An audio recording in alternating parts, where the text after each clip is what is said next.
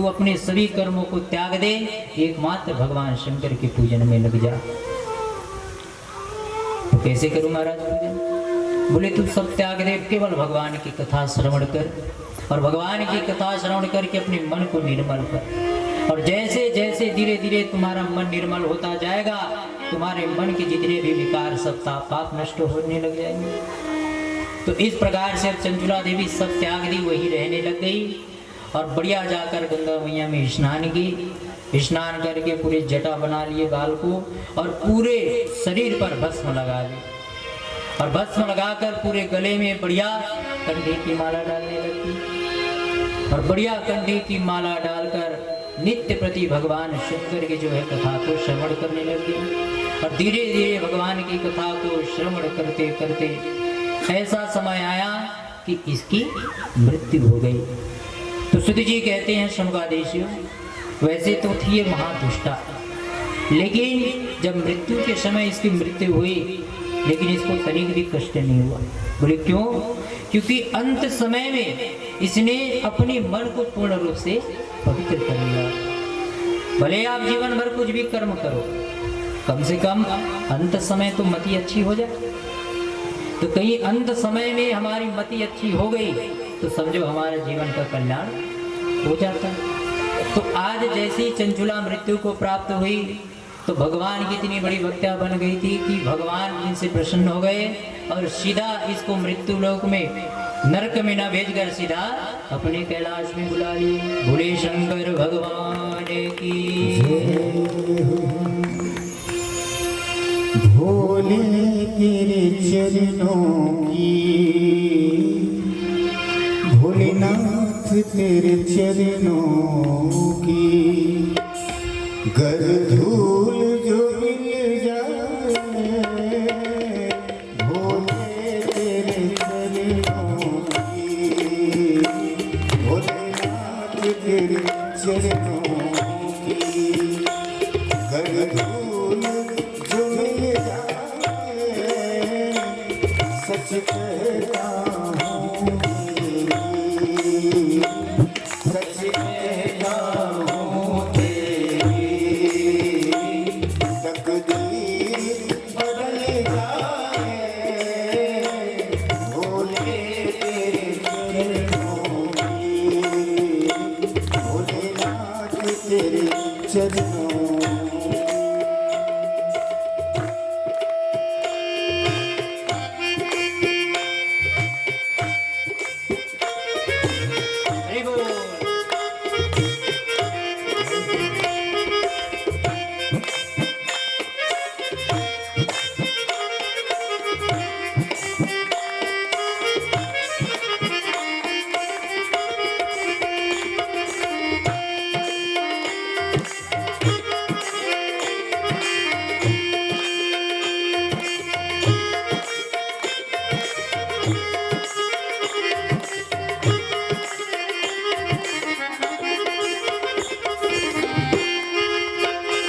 सुनता हूँ तेरी रहमत, दिन रात बरसती है।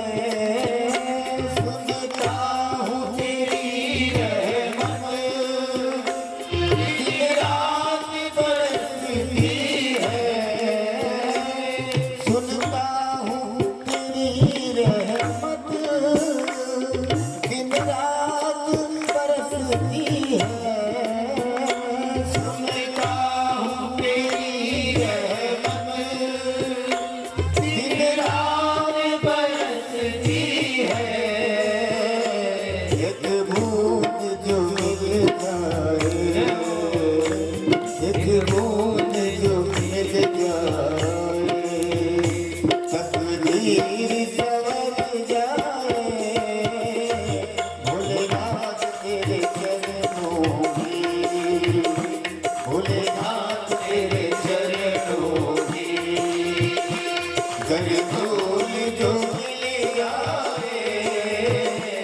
सच कहता हूँ तेरी, तकदीर बदल जाए, भोले तेरे चरणों की, भोलेनाथ तेरे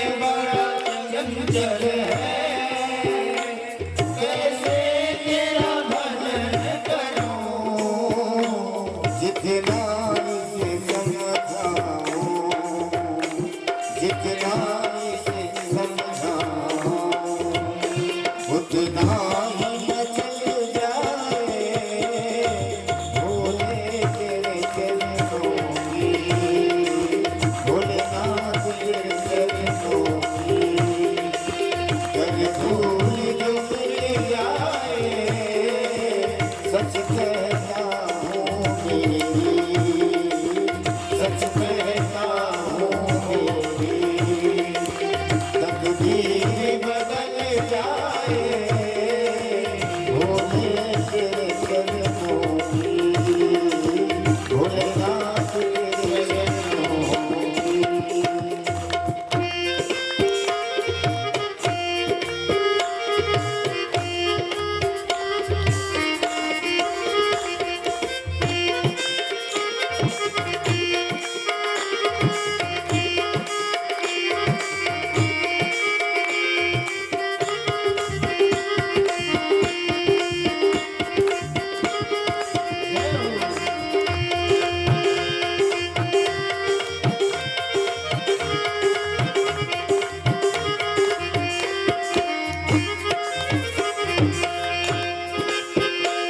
नजरों से गिरा भगवान चाहे जितनी सजा देना, नजरों से गिरा भगवान चाहे जितनी सजा देना, नजरों से गिरा भोले चाहे जितनी सजा देना, नजरों से गिरा भोले चाहे जितनी सजा देना, नजरों से जो गिर जाए, नजरों से जो गिर जाए, मुश्किल है मन पाना भोले तेरे चरणों की, भोलेनाथ तेरे चरणों की। घर धूल जो मिल जाए सच कहता है सच कहता हूँ।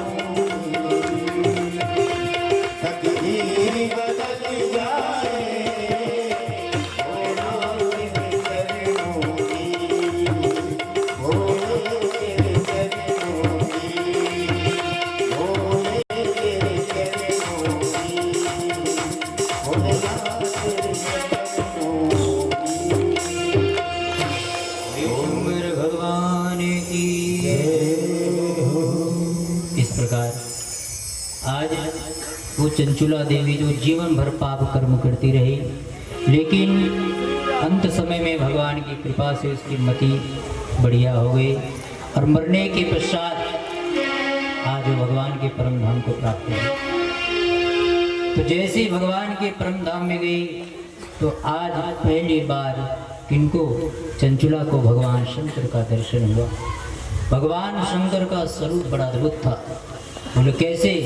बोले कर्पूर गौरम गौरीशम सर्वलंकार धारणिम शीतभस्म लसत्तेहम शीतवक्त्रम महोज्वलम। अद्भुत है। बोले कैसे? कर्पूर गौरम, भगवान बिल्कुल गोरे नारी हैं शंकर, और गौरीशम, माता गौरी भी बैठी है साथ में। और कैसे? सर्व अलंकार धारिणी, भगवान शंकर और माता पार्वती सभी अलंकारों से सुसज्जित हैं और बढ़िया सुंदर वस्त्र धारण किए हुए हैं दोनों। और आज दोनों को देखी चंचुला गदगद हो गई, भगवान के चरणों में गिर गई, कहने लगे प्रभु आपका बारंबार, इस संसार में सच आप जैसा करुणा अवतार कोई नहीं है। अरे मैं तो जीवन भर पाप कर्म करती रही, यहाँ तक कि मैंने अपने परम धर्म का भी पालन नहीं किया। मैंने अपने पति का सदैव तिरस्कार किया, पति की सेवा नहीं की, लेकिन मैंने अपना परम धर्म को भी छोड़ दिया। लेकिन अंत में मैंने आपको पकड़ लिया, और जैसे ही मैंने आपको पकड़ा, वैसे तो चंचुला ने किसको पकड़ा? भगवान के भक्त के पैर को, भगवान को नहीं पकड़े तो पंडित जी के पैर को पकड़े। तो महाराज कहते कि मैं आपके पैर को पकड़ने में सामर्थ्यवान नहीं थी। हम भगवान के पैर को भले ना पकड़ पाए, लेकिन किसके पैर को हम पकड़ सकते? बोले जो भगवान जिसके पैर को पकड़े, भगवान के पैर को जो पकड़ा, तो भगवान के कौन कौन के पंडित जी मारे होते हैं। तो महाराज मैंने उस ब्राह्मण देवता के पैर को पकड़ लिया, और ये आपकी कृपा बिल्कुल करंट जैसे करंट एक को पकड़ो तो दूसरे तीसरे सबको लगते जाता है झटका, ऐसी आपकी भक्ति है। यदि हम आपको ना पकड़ सके, जो आपको पकड़ा है उसके पैर को हम पकड़े। इसलिए कहते नहीं कि पाप करे प्रभु मिले और पाप करे सुख होए, और पाप करे मुक्ति मिले, तो भैया पाप करो सबको। पाप अर्थ होता है पैर, और पकड़े का अर्थ होता है पकड़ना। तो पाप करे प्रभु जी मिले, संतों के ब्राह्मणों के अपनों से बड़ों के पैर को पकड़ने से, स्पर्श करने से प्रभु की प्राप्ति होती है। और पाप करे सुख होए, ब्राह्मणों के बड़े को आशीर्वाद लेने से, पैर को पकड़ने से सुख की प्राप्ति होती है। और पाप करे प्रभु जी मिले, पैर को पकड़ने से चंचुला को भगवान की प्राप्ति हुई कि नहीं? अरे गजराज, वो जो हाथी था उसके पैर को कौन पकड़ा? मगरमच्छ ने। चिल्ला कौन रहा था? हाथी। मगरमच्छ तो केवल पैर पकड़ा था। तो भक्त कौन बना? हाथी। तो भगवान हाथी को बाद में तारे, गज को पहले, उस भक्त के पैर को पकड़ने वाले को पहले तारे। इसलिए प्रयास ये करना चाहिए कि हम भगवान को ना पकड़ सके, तो जो भगवान को पकड़े हुए हैं, सदगुरुदेव भगवान या ब्राह्मण या संत या माता पिता, जो भी संत व्यक्ति जो सत्संग में है, उनका पैर पकड़ना चाहिए। सत्संग का अर्थ होता है सदग्रंथानाम संगा इति सत्संग। सदग्रंथों को पढ़ना वो भी एक सत्संग। सदपुरुषाणाम संगा इति सत्संग। सदपुरुषों के साथ बैठना ये भी बहुत बड़ा सत्संग है। आज चंचुला हाथ जोड़कर कहती है, बुद्ध भावन भगवान भोले शंकर, आज आपकी कृपा से मैंने इस ब्राह्मण देवता के चरणों को पकड़ लिया, और आपने बस कुछ समय में मेरे सारे ताप पाप को नष्ट कर दिया। आपका बारंबार धन्यवाद। भगवान गदगद हो गए, आशीर्वाद दिए कि जाओ देवी एक काम करो, तुम हमारी धर्मपत्नी है पार्वती, उनकी तुम सखी बन जाओ। अब तो चंचुला गदगद होगी, महाराज आपका बारंबार धन्यवाद। अरे मुझे कैलाश में रहने का स्थान दे दिया, और उनके साथ साथ अब तो मैं माता की सखी भी बन गई, गदगद हो गई। और इस प्रकार से दोनों को बढ़िया प्रणाम किए, और प्रणाम करने के पश्चात नित्यपति माता पार्वती की सेवा में लग गई। कौन? चंचुला देवी। तो सुत जी कहते हैं, शंका देवी, अब बताओ, जिसने अपने परम धर्म का ही त्याग कर दिया था, क्योंकि धर्म से बड़ा है परम धर्म, और जो परम धर्म को त्यागता है वैदिक धर्म को, उसकी किसी भी तरीका से मुक्ति नहीं हो सकती। लेकिन इन्होंने परम धर्म को भी त्याग दिया, लेकिन अंत में जब भगवान शंकर के चरणों में गई तो इनका भी कल्याण कर दिया। इतने दयालु करुणा अवतार है भगवान शंकर। और इस प्रकार से चंचुला जो है माता पार्वती के साथ रहने लगी। बोले भक्त वत्सल भगवान की जय। तो एक दिन की बात है कि जब चंचुला सेवा कर रही थी, तो चंचुला बिल्कुल चिंतित अवस्था में बैठी। तो माता पार्वती देखी कि मेरी सारी सखियाँ तो बढ़िया हंसती गाती है, कोई चिंता ही नहीं खाने पीने का या रहने का, तो चंचुला इतनी दुखी क्यों? चंचुला के पास गई, बोले हे सखी चंचुला, क्या बात है, तुम इतनी दुखी क्यों? तो आज चंचुला हाथ जोड़कर कहती, माँ मैं अपने जीवन में बहुत बड़ी पापनी थी, और मेरे पति भी, और मेरा पति भी जीवन भर पाप कर्म करता रहा, और पाप कर्म करते करते वो भी मर गए। तो माँ मैं ये जानना चाहती हूँ कि मेरे पति कहाँ, अभी उनकी स्थिति क्या? क्योंकि उन्होंने भी जीवन में बहुत पाप कर्म किया, तो निश्चित है वो तो कोई अच्छा जगह गया नहीं होगा। इसलिए मैया मैं जानना चाहती हूँ कि मेरे पति अभी इस समय कहाँ है। तो जब माता ध्यान लगा कर देखी तो देखती है क्या कि इसका पति तो पिशाच बना, वो पर्वत पर बैठा हुआ है, विंध्य पर्वत पर, पेड़ के ऊपर। तो आज माता पार्वती कहती, बेटी तुम्हारा पति इतना पापी था कि अपने पाप कर्म के कारण वो विंध्य पर्वत के ऊपर पिशाच बना बैठा हुआ। अब तो चंचुला गिर गई चरणों में, कहने लगी माँ आपसे निवेदन कि अब आप मेरे पति का उद्धार कीजिए, आप मेरे पति को भी मुक्त कीजिए उस योनि से। शुद्ध जी कहते हैं देख लो शंकादि ऋषि, ये है भारतवर्ष की स्त्री। पति कितना दुष्ट था, कितना चांडाल था, फिर भी अंत में पति के बारे में सोचे कि मैया उसका भी कल्याण कर दो। तो माता पार्वती कहती बेटी वो पिशाच बन चुका है, और पिशाच योनि से मुक्त होना कोई सामान्य बात नहीं है, बहुत मुश्किल है, नामुमकिन। चंचुला कही मैया अरे आप कृपा कर दे तो क्या ना हो सकता, इसलिए आपसे प्रार्थना है कि आप मेरे पति को मुक्त कर दीजिए। माता पार्वती को दया आ गई। माता पार्वती उसी समय तुंबरू जी महाराज को बुलाए, बोले तुंबरू जी तंबुरा लेकर आए।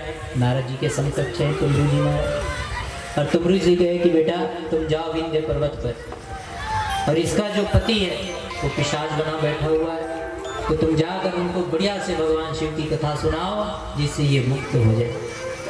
बोले मियाँ आपकी जैसी आज्ञा। सो चंचुला को लेकर ये पहुंच गए विंध्य पर्वत पर। एक पेड़ के नीचे बढ़िया आसन बिठाए। अब ये सब मिलकर ढूंढने लगे कि आखिर वो गया कहाँ। ढूंढे तो दिखा कि एक पेड़ पर बैठा हुआ था ये पिशाच बना। तो मुरी जी बोले भैया चलाओ। बोले कहाँ है? बोले आपको कथा सुनाएंगे, आपको इस योनि से मुक्त कर देंगे। सो वो आया,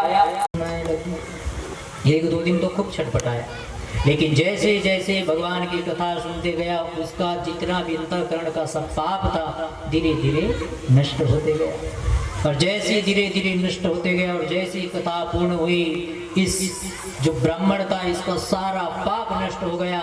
और जैसे भगवान के अंतिम दिवस की कथा पूर्ण हुई, एक सुंदर से देवता के स्वरूप में ये प्रकट हो गया। बोलिए भक्त वत्सल भगवान की। और जैसे आज सुंदर स्वरूप को प्राप्त हुआ, नाचने लग गया। अरे ब्राह्मण देवता आपका बारंबार धन्यवाद, जो आज आपने मुझे भगवान शिव की कथा सुना दी, मैं इस पिशाच योनि से मुक्त हो गया।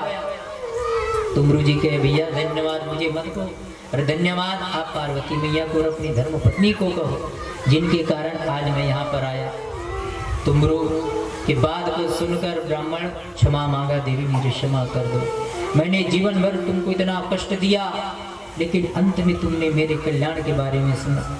इसलिए कहा जाता है ना कि पत्नी को धर्म पत्नी कहा जाता है। पति कितना अधर्म का कार्य कर ले, लेकिन पत्नी का धर्म है कि अपने पति का सदैव कल्याण चाहना। तो आज दोनों को लेकर तुमरू जी महाराज कैलाश पहुंचे, और जैसे ही कैलाश पहुंचे तो आज बढ़िया भगवान शंकर से मिले, और बढ़िया भगवान शंकर से मिलकर माता गौरी को प्रणाम किए। माता गौरी को प्रणाम करते हुए तुमरू जी कौन वो ब्राह्मण, और चंचुला कहने लगी गौरी मैया आपका बारंबार धन्यवाद, जो आज आपने मेरे ऊपर कृपा कर दी। अरे आपकी कृपा के कारण आज मेरा पति जो भयंकर पिशाच था, आज वो परम योनि को प्राप्त हो गया। बोले गौरी शंकर भगवान की। और इस प्रकार से दोनों बढ़िया कैलाश में रहने लगे।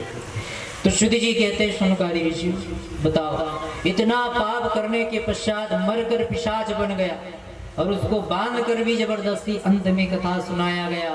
तो ऐसा पापी से पापी वो ब्राह्मण भी जो है भगवान के परम धाम को प्राप्त हो गया। बिंदु नाम का ब्राह्मण था। तो जो भगवान की कथा को कहीं सच्चे मन से सुन ले, निश्चित ही उसका कल्याण होकर ही रहेगा, ये कोई रोक नहीं सकता। अब तो सारे ऋषि खुश हो गए, महाराज भगवान शंकर का कथा बड़ा अद्भुत है। धन्य धन्य कथा संभोस्वम धन्यो धन्य एव च। महाराज धन्य है भगवान शंकर और धन्य उनकी कथा। जो व्यक्ति भगवान की कथा को सुन ले उसके सारे ताप पाप नष्ट हो जाते हैं। महाराज ये तो बड़ा अद्भुत ग्रंथ है भगवान शिव की कथा। तो महाराज आप हमको इस कथा को विस्तार से सुनाइए, क्योंकि हम जो कलयुगी मनुष्य है, जितने भी जीव है, ये सब ताप पाप में झुलस रहे हैं। महाराज ये हमारा जीवन जो है एक समझ लीजिए एक काल रूपी सर्प के मुख में दिन प्रतिदिन जा रहा है। काल व्याल मुखग्रास, हम एक एक दिन में आगे बढ़ते जा रहे हैं इस काल रूपी अजगर के मुख में, और धीरे धीरे अंत समय में ऐसा आएगा कि गप से वो मुंह में ले लेगा, फिर हम लोग मर जाएंगे, नहीं बचेंगे। इसलिए महाराज हमको इस काल रूपी अजगर के मुंह में नहीं जाना, हमको तो भगवान शंकर के पास जाना है। इसलिए आपसे निवेदन है प्रभु कि आप परम कल्याणकारी, सभी को सान्त्वना देने वाले भगवान श्री की कथा सुनाइए। हम उनकी कथा को सुनना चाहते हैं। श्रुति जी कहते हैं फिर ध्यान से सुनो। तो श्रुति जी महाराज कहते हैं शौनकादि ऋषि, इस संसार में सबसे पहले शिव महापुराण की कथा किसने किया? तो कहते हैं सबसे पहले भगवान शंकर ने माता गौरी को श्रवण कराया था। कौन? माता गौरी कथा श्रवण की। फिर शंकर जी के द्वारा सनत कुमार, सनत, सनंदन, सनातन, सनत कुमार चारों भाई भगवान की कथा सुने। और इन चारों के बाद कौन? वेदव्यास जी महाराज शिव पुराण की कथा सुने। और वेदव्यास के द्वारा अंत में मैं श्री शुक जी महाराज उस कथा को सुना। तो इस प्रकार से धीरे धीरे करते हुए यह कथा इस धराधाम पर आई, और आज हमारे माध्यम से हम सब यह कथा श्रवण कर रहे हैं। तो जिस समय भगवान शंकर माता पार्वती को शिव पुराण की कथा श्रवण कराए, तो उस समय इसने 12 संहिताएं थी और पूरे 1 लाख श्लोक थे इसमें। लेकिन व्यास जी महाराज के पास जब कथा आई, व्यास जी सोचे कि इतना बड़ा, अरे व्यक्ति तो 5 मिनट की कथा में सोने लग जाता है, कहीं खंबा मिल जाए तो फिर आनंद क्या, टेक के तो जबरदस्त नींद आती, घर में नाती कुछ सोने नहीं देते। तो व्यास जी सोचे भाई व्यक्ति तो 5 मिनट, आधा घंटा, 3 घंटा की कथा नहीं सुन सकता, तो ये तो 1 लाख श्लोक के ग्रंथ है, इसको कैसे सुन सकता? तो बोले एक काम करते, वैसे तो मेरा नाम है व्यास, मैं विस्तार करने वाला हूँ, लेकिन मैं शिव पुराण को छोटा कर देता हूँ, जिससे लघु हो जाएगा, तो कलयुगी मनुष्य भी बड़े सरल से इसको पढ़कर अपने जीवन का कल्याण कर सकते हैं। तो पहला था 12 संहिता, लेकिन व्यास जी इनको छोटे करके 7 संहिता बना दिए और 24,000 श्लोक बना दिए। तो श्री शुक जी महाराज से शौनकादि ऋषि कहते महाराज, तो आप हमको यही 7 संहिता वाला छोटा वाला शिव पुराण सुनाइए, क्योंकि भगवान की कथा सुनने में, खास करके भगवान श्री शंकर की कथा सुनने में बड़ा आनंद आता है। तो महाराज हमको आप यही 7 संहिता वाले जो भगवान की कथा श्रवण करेंगे। बोले ठीक है। तो इस प्रकार से श्री शुक जी महाराज अब बढ़िया भगवान की कथा करना यहाँ से प्रारंभ कर रहे हैं। तो आइए हम लोग भी मिलकर भगवान की कथा में प्रविष्ट होते, भगवान शंकर का नाम लेते हुए फिर बढ़िया से आगे की कथा में चलेंगे। बोले शंकर भगवान की जय। ओम नमः शिवाय, भोले नमः शिवाय, हर हर भोले नमः शिवाय।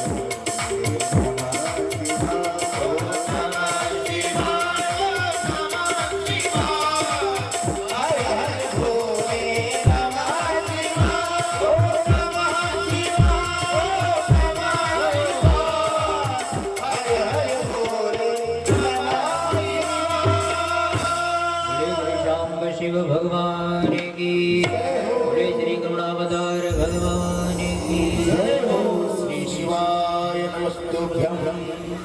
तो इस प्रकार आज हाथ जोड़कर कहते हैं महाराज, हमारे मन में तीन, बोले क्या प्रश्न है? तो महाराज हमारे मन में तीन प्रश्न ये है। पहला प्रश्न है कि हमारे सनातन धर्म में बहुत देवी देवता है, बहुत। तो आप यह बताइए कि सभी में परम साध्य के मस्त, परम साध्य कौन है? ऐसे कौन सी देवता है जो साधनीय होगी? परम साध्य। और दूसरा प्रश्न यह है कि उसको प्राप्त करने का साधन क्या है?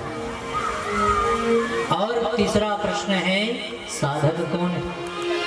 तीन प्रश्न है, साध्य कौन है, साधन क्या है और साधक कैसा होता है?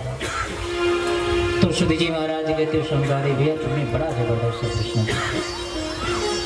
यह प्रश्न बहुत सुंदर है। मैं आपको बताता हूँ कि संसार में परम साध्य कौन है? इस संसार में परम साध्य केवल भगवान भोलेनाथ है। साध्यम शिव पदम प्राप्ति साधनम तस्य सेवनम। साध्यम शिव पदम प्राप्ति, भगवान शंकर की साधना करना ही सबसे बड़ा साध्य है। भगवान शंकर की पूजा करना ही सबसे बड़ा साध्य है, अर्थात भगवान शंकर ही साधने योग्य है।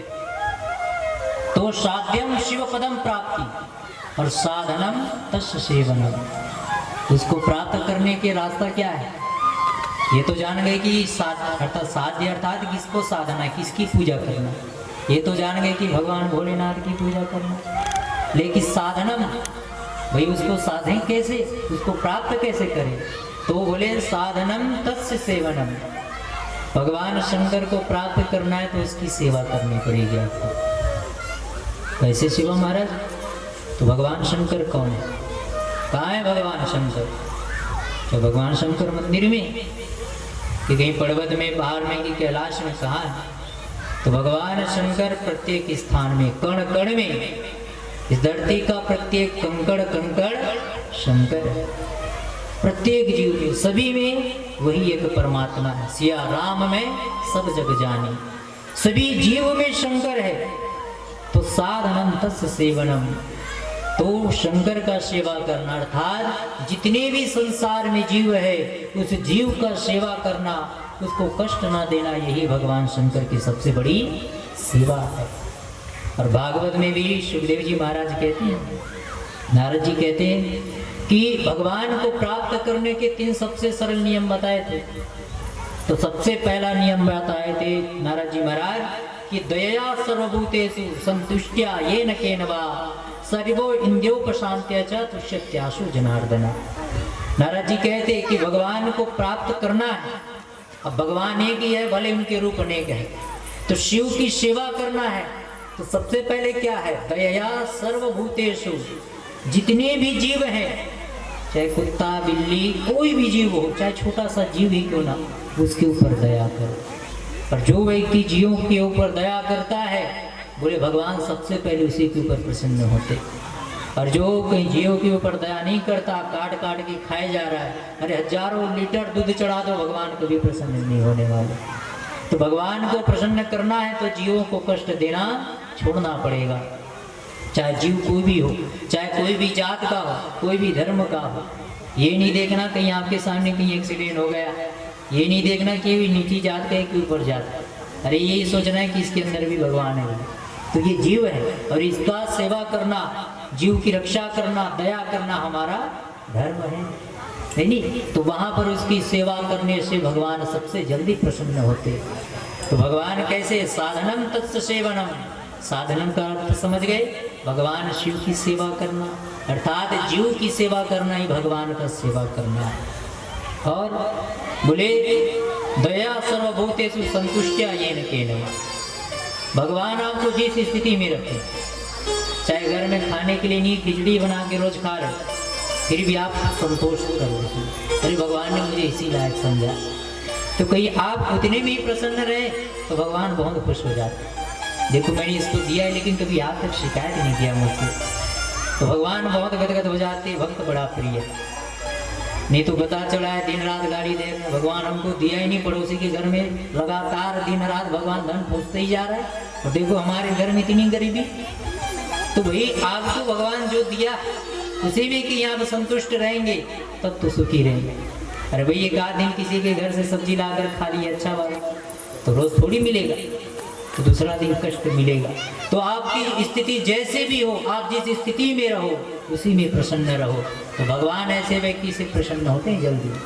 और सर्व इंद्रियों को शांत्या च, नारद जी कहते हैं जो अपनी सभी इंद्रियों को नियंत्रण में रख ले, ऐसे व्यक्ति से भगवान सबसे जल्दी प्रसन्न होते।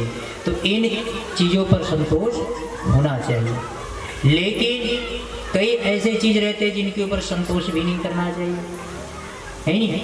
तो कहते हैं कि जो व्यक्ति सभी जीवों पर दया करता है, समझो भगवान उसी के ऊपर प्रसन्न होते हैं।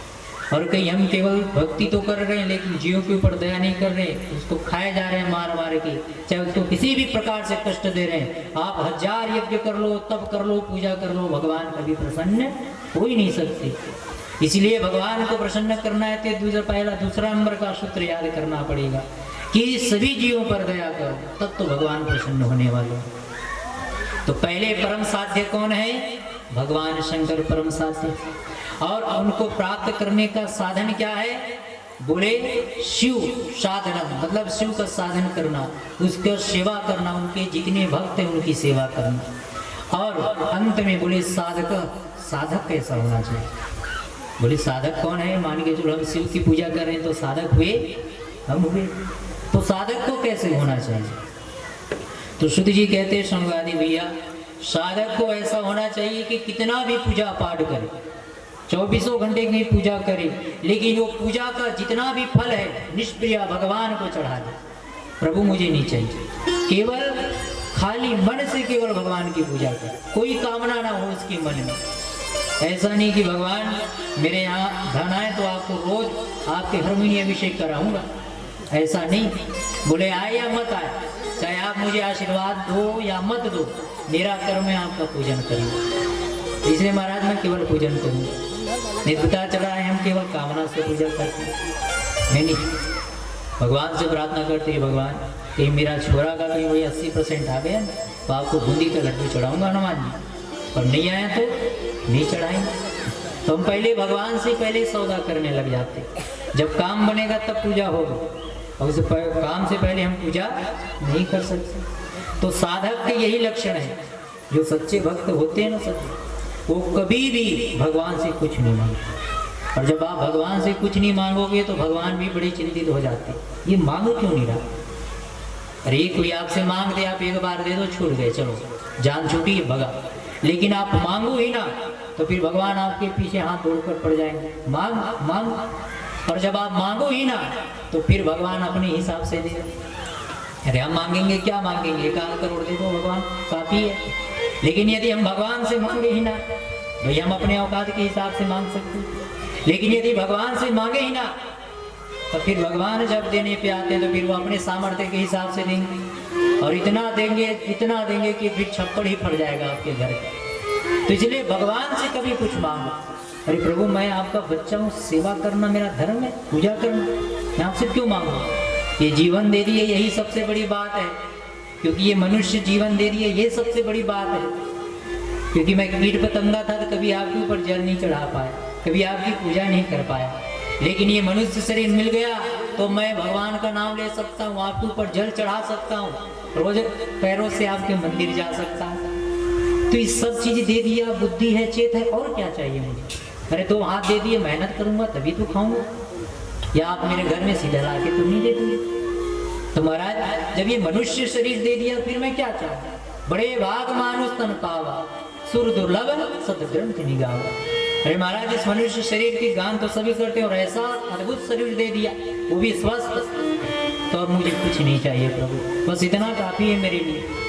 और यही सबसे बड़ा साधक का लक्षण है।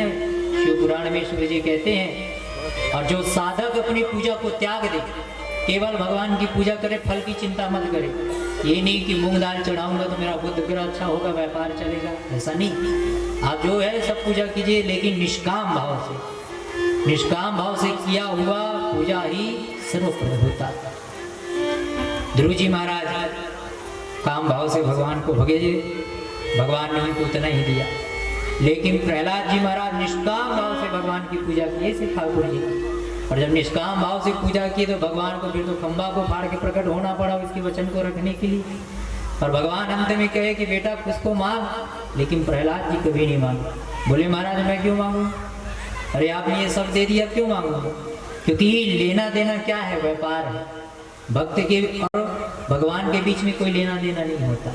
ये लेना देना तो एक व्यापार है, आप मुझे दोगे तो मैं आपको दूंगा। लेकिन भक्त के और भगवान के बीच में कोई लेने देने वाली बात नहीं होती।